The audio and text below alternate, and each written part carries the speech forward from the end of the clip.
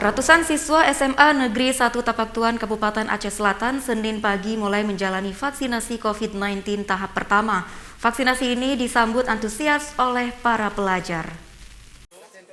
Vaksinasi bagi anak 12 hingga 17 tahun terus digelar pemerintah daerah untuk menekan laju penularan COVID-19. Seperti yang terlihat di SMA Negeri 1 Tapaktuan Kabupaten Aceh Selatan Senin pagi 23 Agustus 2021. Ratusan pelajar tampak antusias menjalani vaksinasi yang digelar di halaman sekolah SMA Negeri 1 Tapaktuan. Vaksinasi perdana bagi pelajar tingkat SMA di Kabupaten Aceh Selatan ini dibagi menjadi beberapa shift untuk menghindari kerumunan. Endang, salah satu siswi di SMA Negeri 1 Tapaktuan usai divaksin mengatakan sangat ingin divaksin untuk meningkatkan imunitas dan bisa mengurai penyebaran virus COVID-19. Endang juga mengajak para pelajar untuk tidak takut menjalani vaksinasi. Habis vaksin tuh tenang, terus nggak takut lagi.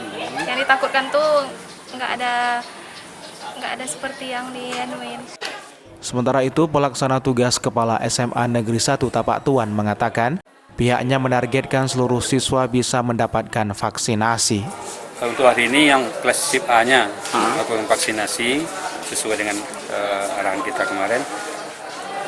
Kemudian kita sudah beritahukan kepada orang tua untuk mengikuti vaksin di SMA Tapaktuan.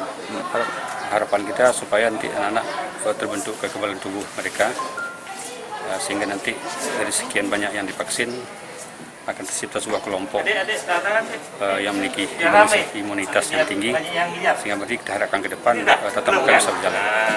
Pihak sekolah berharap usai menjalani vaksinasi, proses belajar mengajar secara tatap muka dapat berjalan normal kembali. Dari Kabupaten Aceh Selatan, Idhar Ivan Didik Ardiansyah, iNews melaporkan.